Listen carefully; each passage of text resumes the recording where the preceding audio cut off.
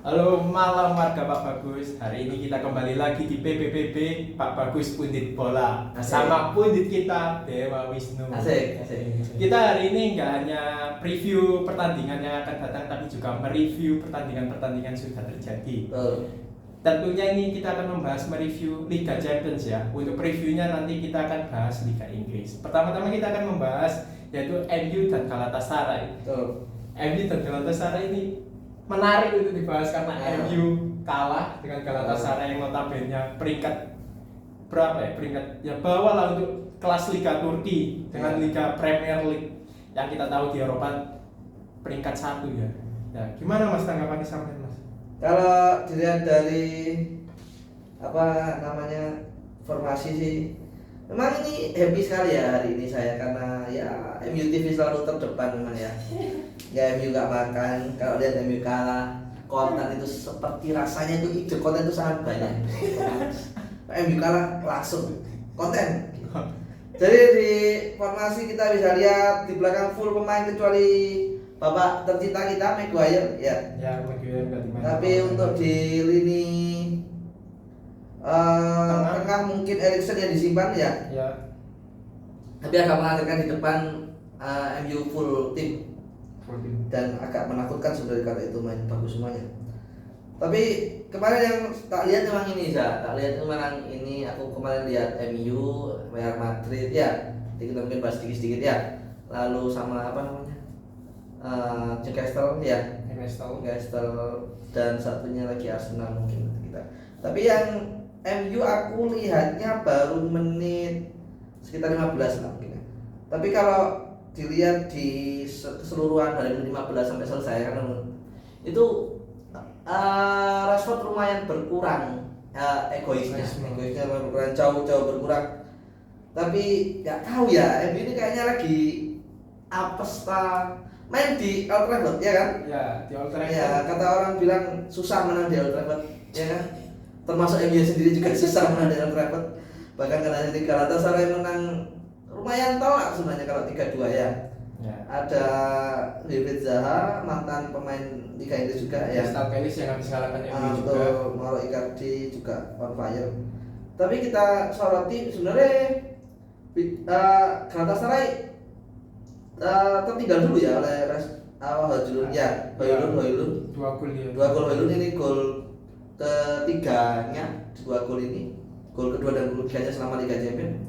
Di 2 pertandingan luar biasa adaptasinya. Tapi yang disoroti itu lini belakangnya ya.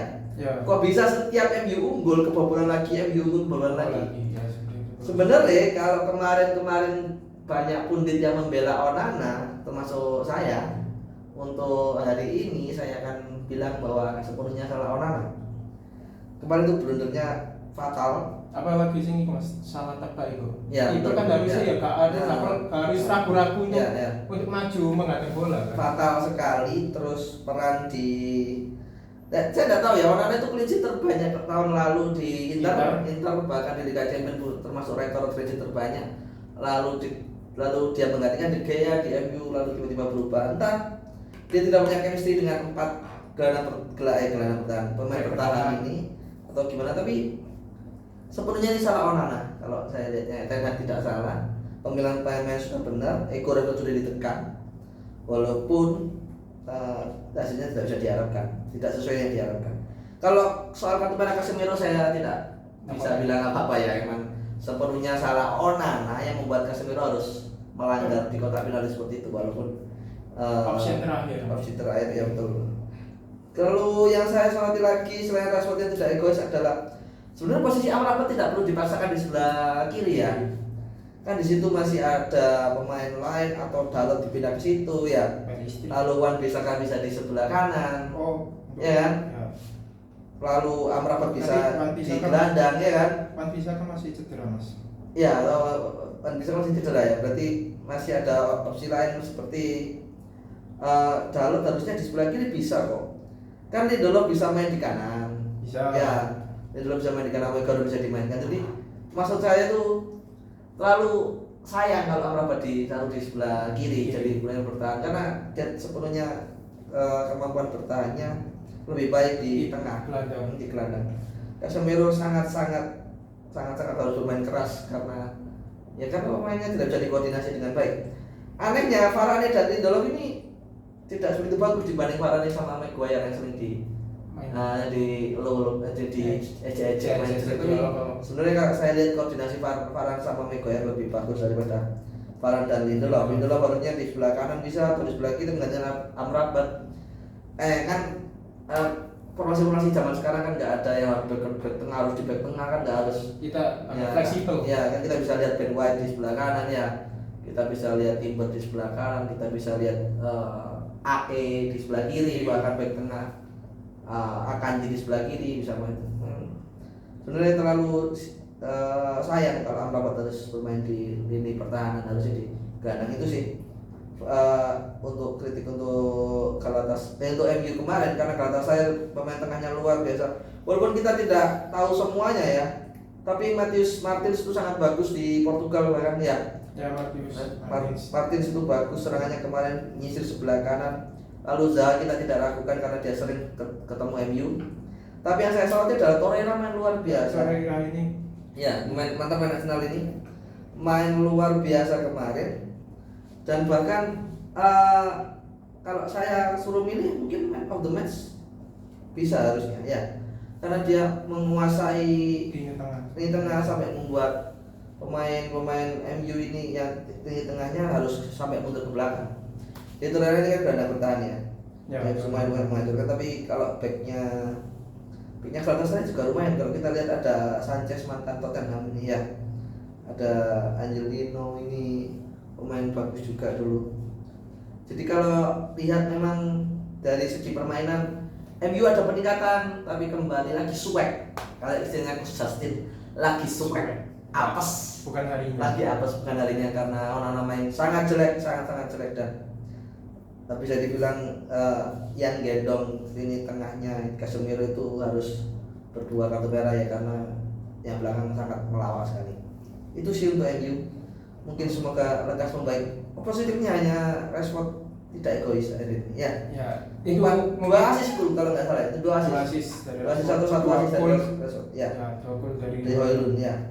Nah, berarti bisa disimpulkan bahwa di hasil dari Galatasaray musuh MU melawan MU ini bagus untuk Rashfordnya sendiri ya. Tekanan keegoisannya mungkin sudah bisa diredam oleh Ten Hag. Ya saya nggak tahu ya perintah Ten Hag itu selama ini apa. Maksudnya kita kan taunya Rashford egois, ya, tapi kita nggak tahu apakah itu perintah permainan atau itu perintah dari Ten Hag atau enggak, kita kan nggak tahu sebenarnya. Tapi kalau kita mengerti bahwa permainan Ten Hag di Ajax kan juga mengandalkan sistem seperti kayak permainannya Pep. Ya betul. Arteta dan yang mengandalkan sistem. Hmm. Tapi juga mengandalkan pemain sayap untuk menerobos lini belakangnya dari lawan yang dihadapi. Nah, untuk kekurangan pada pertandingan kali ini tuh ada masalah terhadap back dan juga koordinasi back dan juga kiper yang padahal Varane dengan Maguire itu lebih baik dalam koordinasi daripada Varane dengan Lindelof. Kita nggak bicara skill ya sebenarnya. Kalau skill mereka bisa pakai fighting speed, bisa pakai usaha ya. Tapi kalau koordinasi itu sangat buruk kemarin. Blunder sepenuhnya. Pendapat Mas Wisnu, permainan kenapa McBride pada kali ini tuh dimainkan? Kalau dilihat mungkin mereka mencoba untuk menyeimbangkan lini tengah ya, karena Mon mungkin tidak segitu punya kemampuan untuk bertahan ya. Lalu McTominay mungkin bisa membantu Casemiro agar tidak. Sudah lama kayaknya tidak percaya McTominay ya. Sudah dicadangkan lumayan lama tapi nggak pernah. Mungkin bagi saya kemarin kan Pelestri harusnya ya. Pelestri. Tapi ternyata nggak main ya. Ya Pelestri nggak main. Ya ternyata. Bruno Fernandes kan seharusnya bisa di tengah kan. Ya. Pelestri yang tidak saya mungkin. Anthony juga kali ini nggak diberi kesempatan oleh Ten Hag. Oke. Lanjut ke pembahasan selanjutnya ya Mas. Yoi. Kita bahas yaitu PSG dengan Newcastle. Newcastle. Ini mengejutkan, sangat mengejutkan bahwa PSG bisa dibantai tim pendatang baru lah, bukan Newcastle pernah, tapi Betul. sudah lama tidak ikut serta dalam. Ya, 20 tahun. Ya. 20 tahun, hampir 20 tahun mungkin ya. Zaman Setahu saya. ya mungkin segitu ya. Ya. Dibantai oleh tim yang notabene PSG Raja Prancis Ya. akhir-akhir musim ini. Kok bisa Mas? Apakah PSG ini meremehkan dengan memasang 4 striker di depan karena melihat Newcastle akan bermain bertahan? Itu salah satu faktor tadi. Jadi kalau kemarin itu lucunya itu sebelum pertandingan kan Arsenal kalah musuh Lens ya, lawan Lens. Dia kalah 2-1, lalu Twitternya Liga Prancis mengolok-olok. Ini nih Liga Prancis menang nih lawan Liga top katanya gitu. Liga Premier League. Nah, Liga League. Tapi kemudian esoknya dia kalah lagi, sebetulnya kecepatan artinya. Ternyata langsung kalah dan kalahnya pun dengan tim yang notabene di Inggris bukan tim top 4 ya kan? Ya. Bukan top 4 yang reguler ya. Yang selalu. Newcastle kan nggak selalu pesaing papan atas. Ya. Hanya kadang-kadang seperti ini. Saya menyoroti langsung, benar kata Liza tadi itu 4 striker ya. Iya. Ada Mbappe, Kolomani, betul, Dembele, Ousmane Dembele dan Gonzalo Ramos. Masih bingung Mas. Gonzalo Ramos sama Dembele ini Ya. fungsinya di pertandingan ini. Berarti kemarin itu sebenarnya 2 striker tengah, ya. Mbappe di belakangnya. Lalu niatnya Kolomani di sayap kiri, lalu Dembele di sayap kanan. Satu-satunya posisi yang benar di sini cuma Dembele di kanan, lalu Gonzalo Ramos di depan. Selebihnya Kolomani dan Mbappe itu salah besar. Terbukti pada waktu masuk kebobolan gol pertama, lalu permainan agak berimbang ya. Kolomani langsung ditarik didorong ke tengah, lalu Mbappe kembali ke posisi aslinya yaitu sebelah kiri. Tapi tetap saya nggak tahu nih namanya Zaire Emery ini siapa ya. Jujur nggak tahu, tapi kalau Ugarte tahu. Asalnya dari mana nggak tahu. Ugarte main dibeli memang dari Lazio kalau nggak salah ya. Pemain Uruguay ini. Pemain tengah PSG dalam banyak opsi Mas. Ya. Harusnya Vitinha yang dari ini main bagus tapi nggak dimainkan, bahkan hanya di cadangan, main di menit berapa? Fabian Ruiz yang dibeli mahal dari Napoli 2 tahun lalu tidak main, bahkan Danilo tidak main. Ya, yang reguler. Sepenuhnya salah Enrique memang. Kalau dilihat dari pertandingan berat sebelah di lini tengahnya, dan terlihat waktu press conference setelah pertandingan Enrique bilang bahwa sepenuhnya ini salah saya.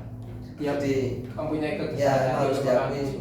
Karena kita lihat gelandang dari Newcastle, Longstaff, ada Bruno dan Tonali, sepenuhnya adalah gelandang petarung.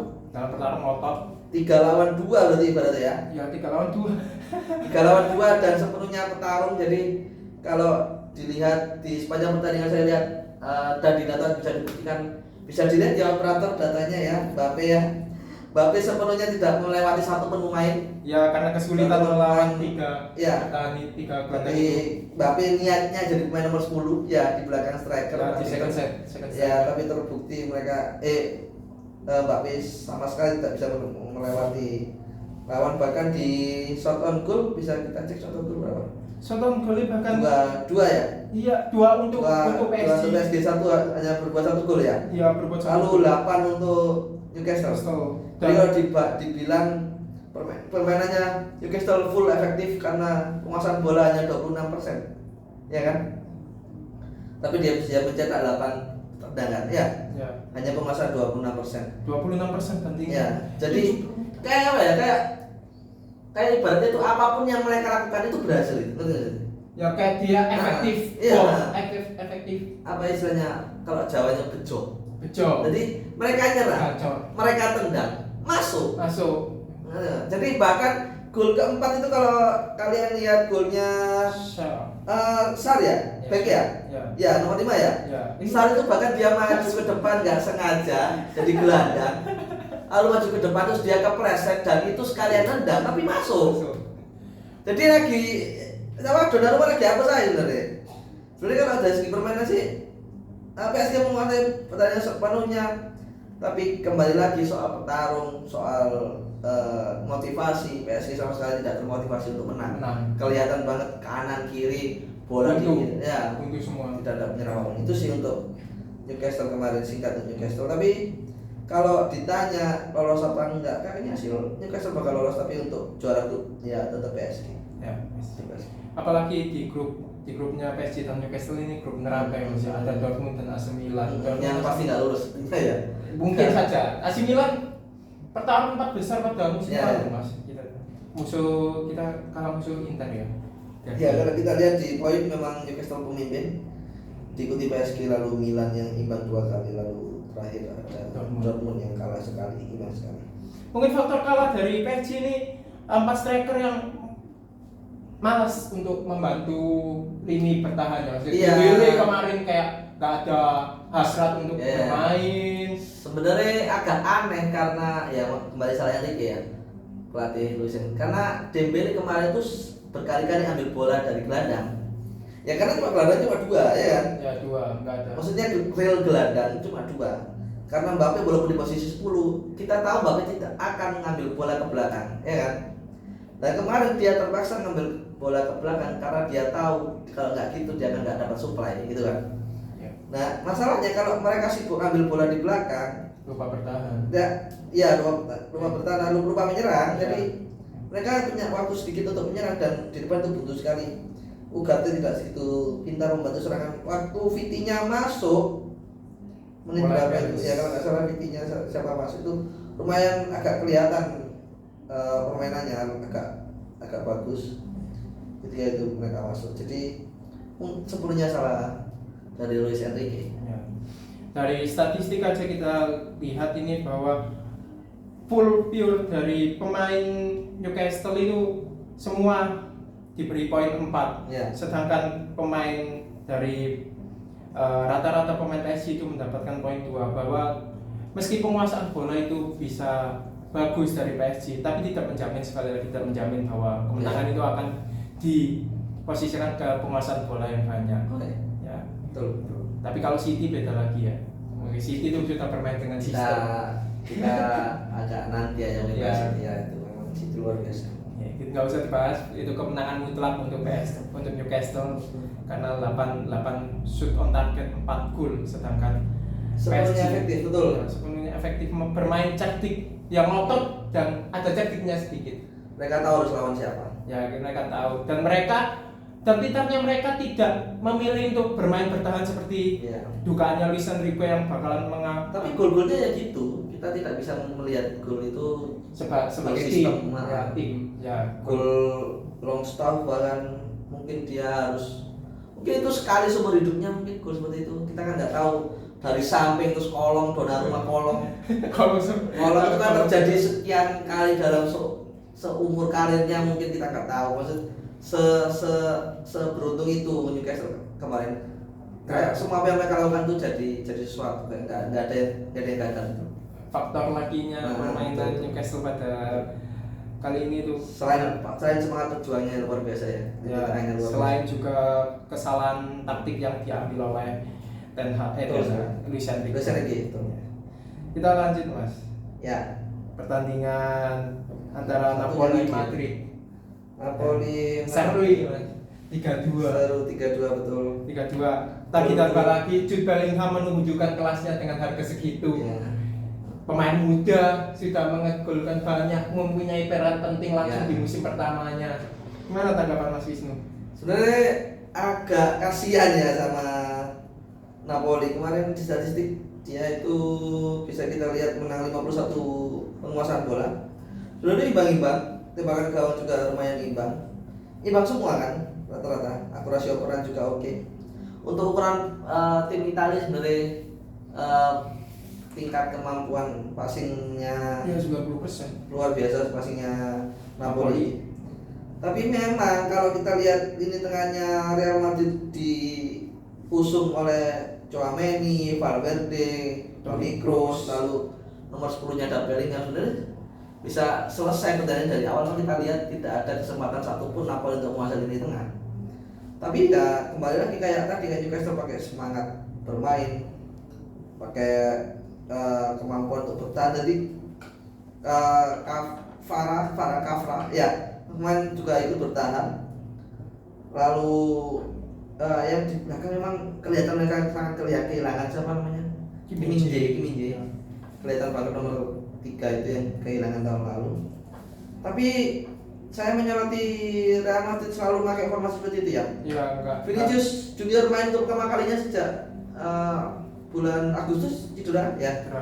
Main untuk pertama kalinya dan langsung membuatkan gol, dan itu berkat asis Bellingham. Kembali lagi Bellingham menyerang sendirian, kemarin digiring sendirian sampai ke depan.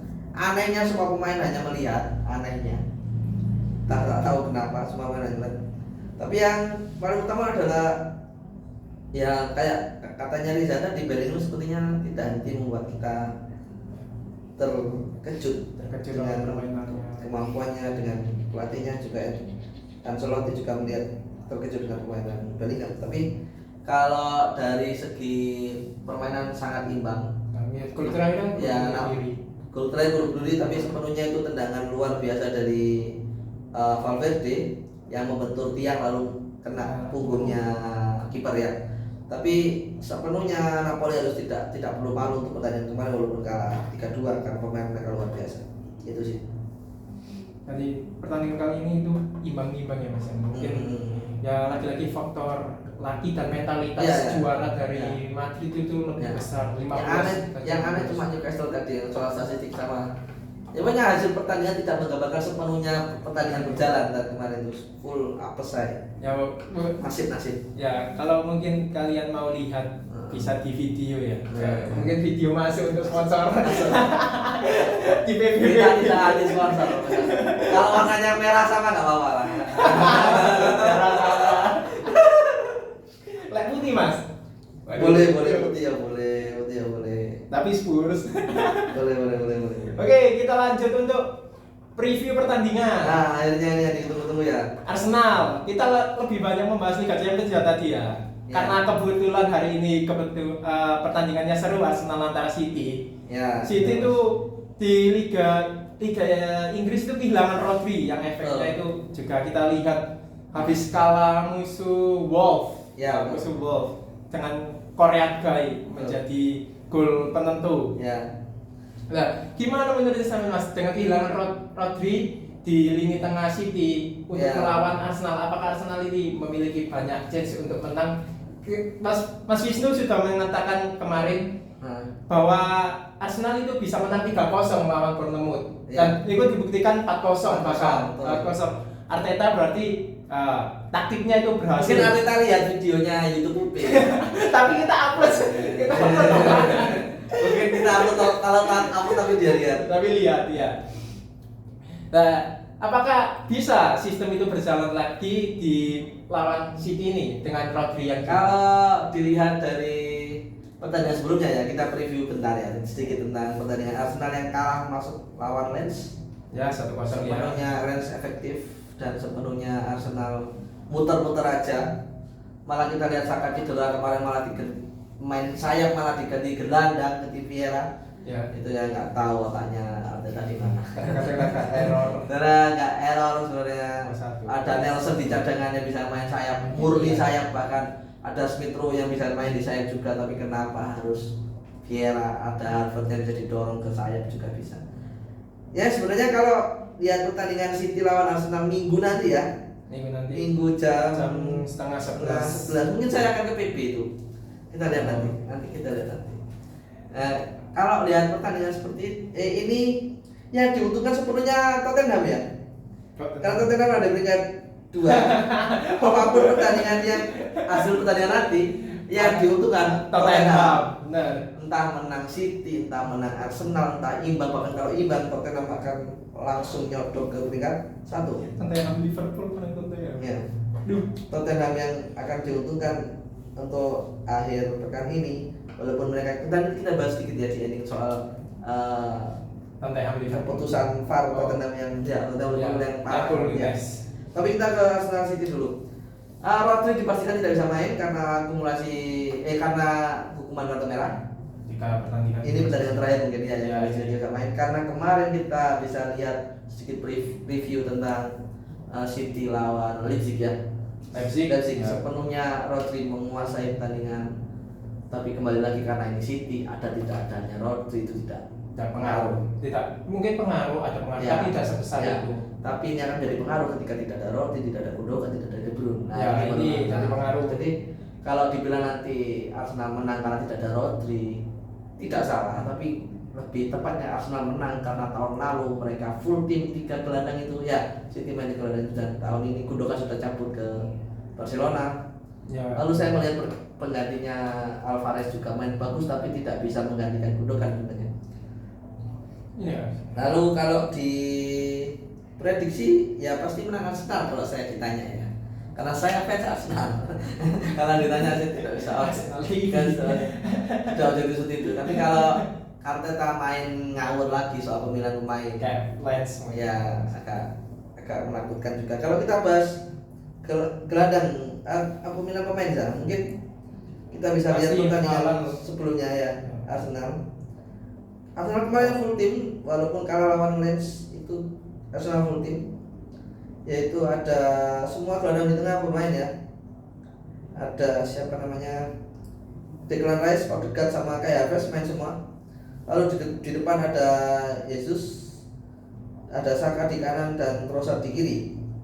Sepenuhnya pemain belakang full tim kecuali White ya, White disimpan mungkin Untuk pertandingan nanti. Tapi saya lihat Jesus main bagus kemarin dan harus dimainkan lagi. Tapi sayangnya kalau saya sudah agak capek nunggu kayak harus main bagus ya sebenarnya. Kayak sebenarnya dari kemarin kok tidak mending Trossard Mas. maju-maju, mending Trossard sebenarnya. Tapi Trossard kemarin dikasih kesempatan juga jelek, repot. Ketika super sub kok bagus, giliran starter kok nggak bagus, Mungkin Trossard repot. menjadi itu Mas, pemecah kebuntuan Iya. untuk Arsenal. Mungkin kalau saya lihat beberapa analisa dari pundit lain, mungkin saya agak setuju kalau Gapsus main di sebelah kiri. Ditaruh. Ya, karena Martinelli masih cedera ya. Ya. Sepertinya Martinelli masih cedera, walaupun tersedia mungkin tapi tidak akan starter. Lalu Havertz bisa main di tengah. Ya, itu lebih masuk akal. Karena Saka kabar terakhir tersedia. Saka tersedia dan Thomas Partey tersedia. Nah, kalau Thomas Partey tersedia kan bisa mengisi gelandang yang ditinggal Havertz tadi. Ya, Ya bisa ada Partey sama Rice sama Odegaard. Ya. Itu jauh lebih stabil daripada memainkan Havertz di lini tengah. Tapi Partey habis sembuh Sudah dari cedera. Mas. Apakah langsung ini koordinasi berjalan oleh Odegaard dan Kalau sudah dari main kan dia main sama Odegaard sudah lama ya. Ya. Dari 2 atau 3 tahun lalu. Jadi kalau disuruh main di bertahan sih oke. Nggak ada masalah. Mungkin Rice yang agak canggung karena Rice harus didorong agak ke depan menggantikan posisinya Havertz. Karena selama main 3 gelandang ya, 1 gelandang bertahan dan 2 gelandang serang. Ya, di mana Odegaard kombinasi sama Saka dan Havertz yang kombinasi sama Martinelli biasanya. Lalu rencananya nanti prediksi saya ada Rice yang kombinasinya sama Gapsus ya. Gapsus mungkin atau Trossard mungkin bisa dimainkan. Tapi saya ingin melihat Havertz di striker. Ya, Mungkin dia akan lebih leluasa bermain, tidak bingung untuk ikut bertahan karena dia pemain menyerang kan. Jadi tugasnya hanya ya ada di kotak penalti kan lebih klinikal di kotak penalti. Kalau di lini belakang sebenarnya Zinchenko main agak buruk, harusnya mungkin bisa diganti. Agak bingung gantinya siapa. Ada Kiwior mungkin yang bisa main di situ atau Tomiyasu main di situ, lalu White tetap di kanan. Asal harus full di belakang. Dan kembali lagi kalau dulu saya tanya David Raya atau Ramsdale, saya akan pilih Ramsdale. David Raya atau Ramsdale lebih mending Ramsdale karena David Raya kemarin blunder lawan Lens, kemarin blunder, gol pertamanya full kesalahan David Raya.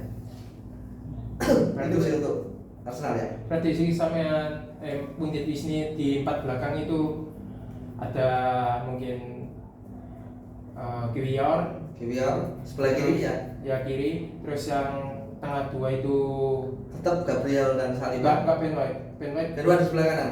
Oh, Ben White Ya. menggantikan Tomiyasu. Ya, benar. Tapi mungkin bukan Kiwior yang main, mungkin Tomiyasu, tapi Tomiyasu kemarin kan main masalahnya. Ya, sudah main. Ya, aku tidak yakin Zinchenko akan main bagus soalnya. Nah, berarti berkembalinya Thomas Partey, Harus dimainkan. ya Betul. Thomas Partey itu harus dimainkan Ya. karena krusial masih posisinya. Terus kayak Havertz, keinginan Mas Wisnu Ya. untuk bermain di striker karena dia bukan tipe pemain yang kreatif untuk Ya. memecah pertahanan lawan, lebih ke menunggu bola datang Ya. kepadanya. Kalau kita perhatikan dengan seksama, kalau kayak kemarin itu sebenarnya bolanya itu dioper ke belakang lagi atau ke samping. Dia bingung. Ya, Dia tidak membentuk kombinasi segitiga, tidak membentuk kombinasi one two antar pemain tengah. Dia hanya mengupayakan supaya operannya sampai pada pemain Arsenal. Titik. Sukses, operan sukses. Tapi tidak ada kreasi di situ, maksudnya ya. Jadi dia hanya bermain aman. Iya, bermain aman. Nanti saya lihat kok operannya tidak menusuk gitu loh. Kalau Odegaard kan operannya menusuk langsung. Dia nggak peduli walaupun nggak nyampe ke Saka sekalipun, pokoknya agak menusuk, Saka yang lari misalnya.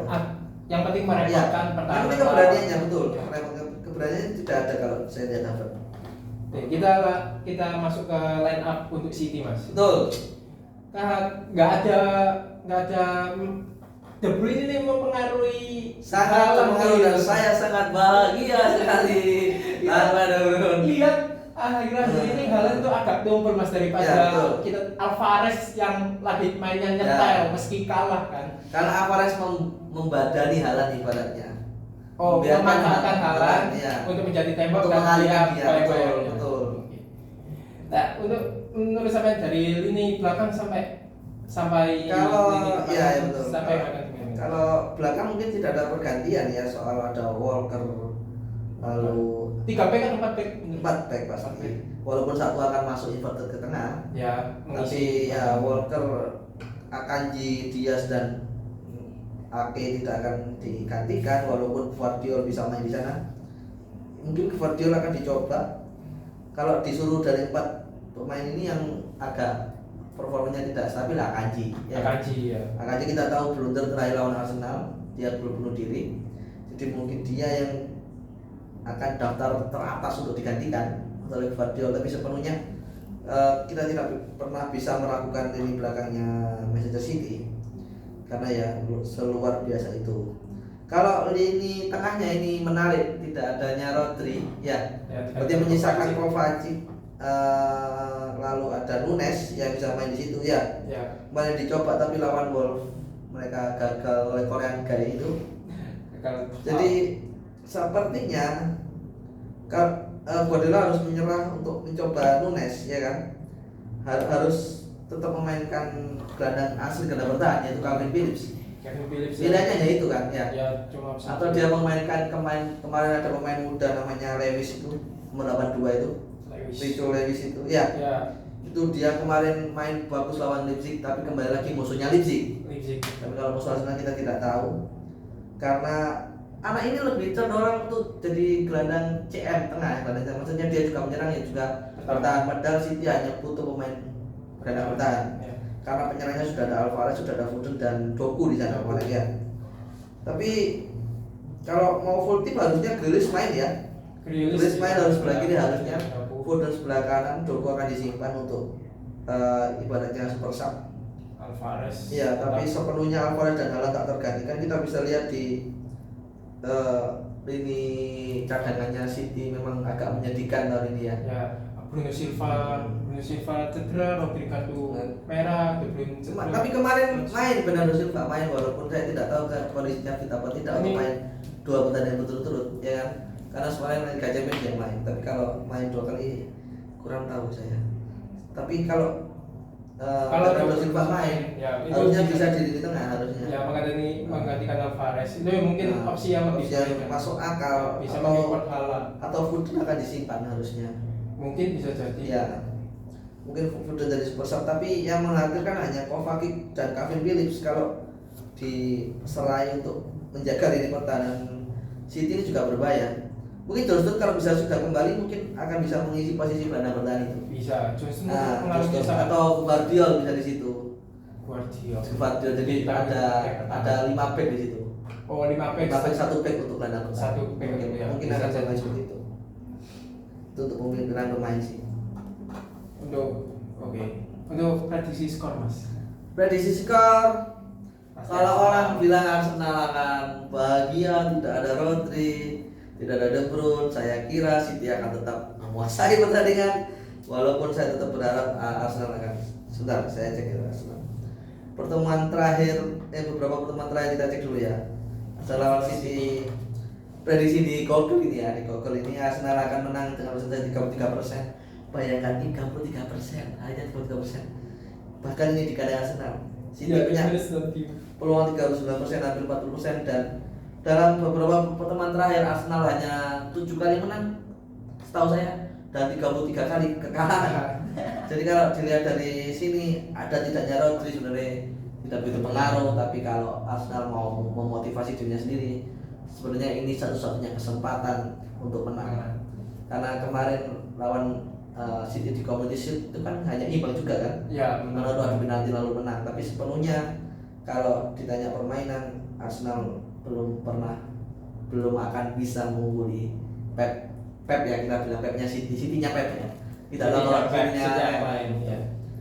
Kalau permainan seperti itu memang luar biasa. Pep selalu punya cara untuk menekan motivasi Arsenal. Jadi kalau saya lihat kalau Arsenal termotivasi untuk menang maka mereka akan menang. Tapi kembali lagi kalau Arsenal terlalu menyerang seperti kemarin, melupakan pertahanannya, ya kembali lagi akan blunder lagi. Jadi makanya itu kayak saya tuh lebih mempercayakan gelandang ini, gelandang bertahan dua kan Rice sama Partey. Walaupun Rice akan didorong ke depan, tapi paling tidak naluri mereka adalah naluri bertahan, naluri merebut bola. Tidak seperti Harvard yang nalurinya untuk mencetak gol. Nah, itu lumayan bisa mengimbangi Kovacic dan Phillips mungkin yang main nanti, yang saya kira akan kesulitan karena mereka bukan tipe petarung kan. Walaupun Kovacic bagus, tapi kalau soal passing mungkin dia kurang dan Phillips cara main juga walaupun dia kan hasil kena bertahan, tapi untuk kualitas Phillips mungkin jauh dari untuk rata-rata pemain City. Yang sebelumnya ada Rodri, ada pensiun kanan Dino Gundogan yang kualitasnya tidak pernah menurun, terjaga kalau negara bertahan City kecuali cadangannya tadi. Prediksi skor akan imbang sepertinya akan imbang, tapi akan condong menang Arsenal kalau Saka main. Tapi Saka tersedia. Saka tersedia tapi tidak tahu Saka akan main atau tidak. Kalau Saka tidak main kan keputusannya ada Trossard di kanan bisa ya, atau Nelson di kanan lalu Kapsus dan Havertz akan main di kiri atau tengah ya, saling bergantian. Kalau masalah itu Arsenal sering bermain saling gantian. Kemarin bahkan lawan Lens itu Kapsus lebih saling menyisir sebelah kanan daripada di tengah karena Saka pekannya di tengah.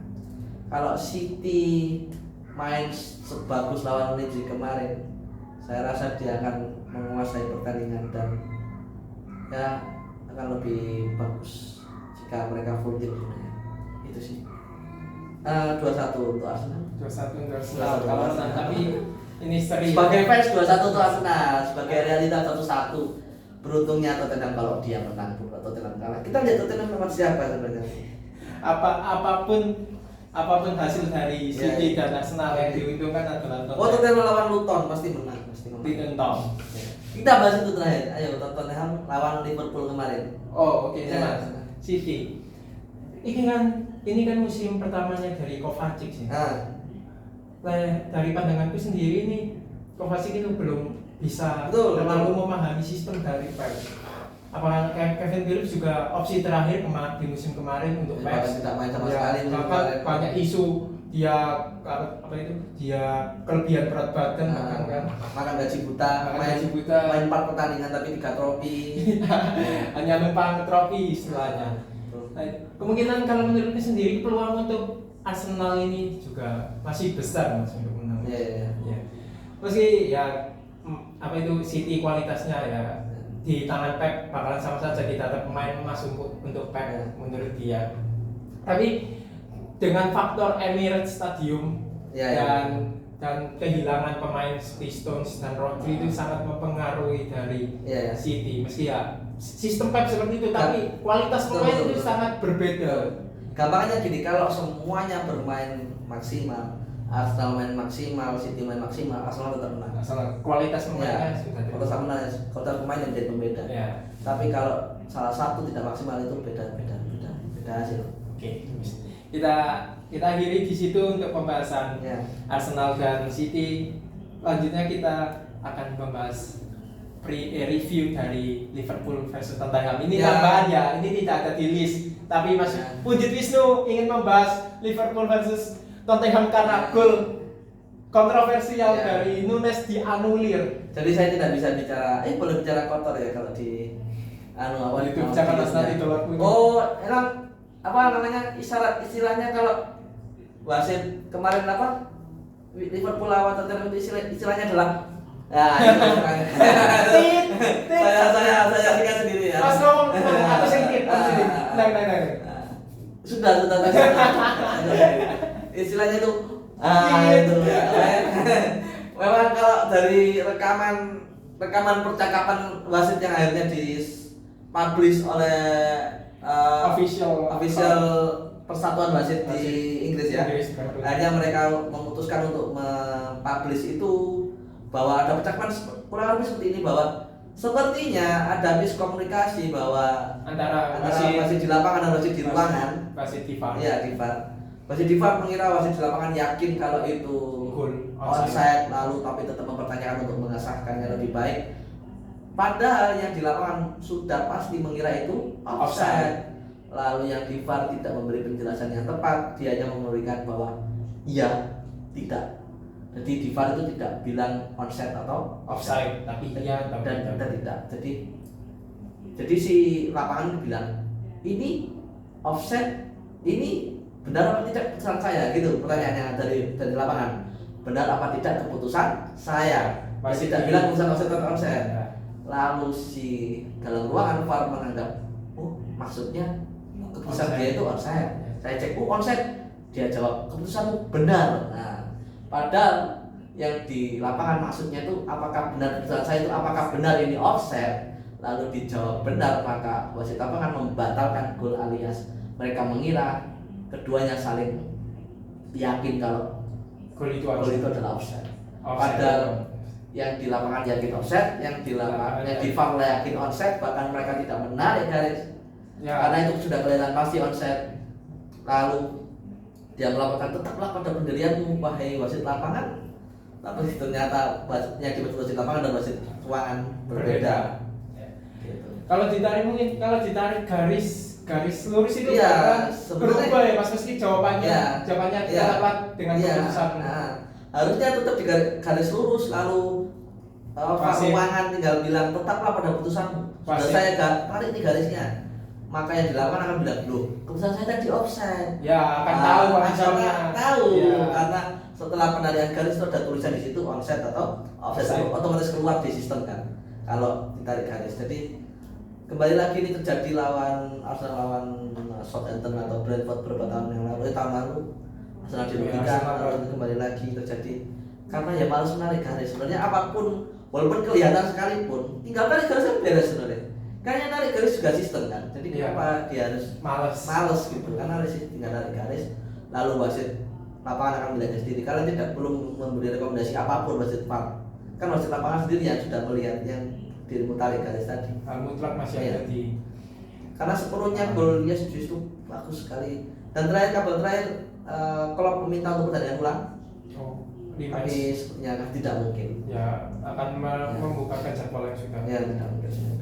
Itu sih sayang sekali terjadi lagi. Semoga tidak terjadi lawan. Semoga terjadi lawan Arsenal, tapi keuntungan untuk Arsenal. Tapi saya selalu berdoa wasit itu keuntungan untuk Arsenal aja, nggak apa-apa. Bukan Arsenal TV. Kadang Arsenal TV. Tim cukup. Tim kayak gitu kadang kalau diuntungkan diem. Kalau dirugikan lawan. Ya udah biasa itu. Tapi ini sudah parah memang. Tapi dengan bermain ini Jones dan Diego Jota kan dapat kartu merah. Bermain dengan 9 pemain, awalnya dengan 10 pemain. Jota sepertinya dibatalkan kartu merahnya karena kartu kuning 2 kali kan sudah. Kartu merah itu dibatalkan sepertinya. Karena protes ya. Ya kata protes dari itu. Tapi satunya lagi Christian Jones itu murni kartu merah memang. Itu sangat berbahaya. Ya cuman ya anggap aja bermain 10 di menit sampai 90 kan. Sampai 70-an. Ya. Sampai 70-an.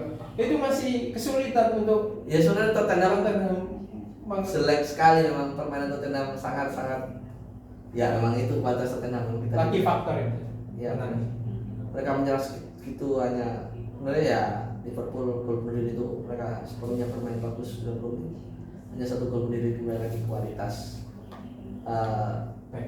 back dan ketahanan ya mungkin mereka sudah main 90 sudah capek bertahan seperti itu capek ya, apalagi dengan 9 pemain ya tapi sepenuhnya Klopp bermain luar biasa tak bisa disalahkan ya.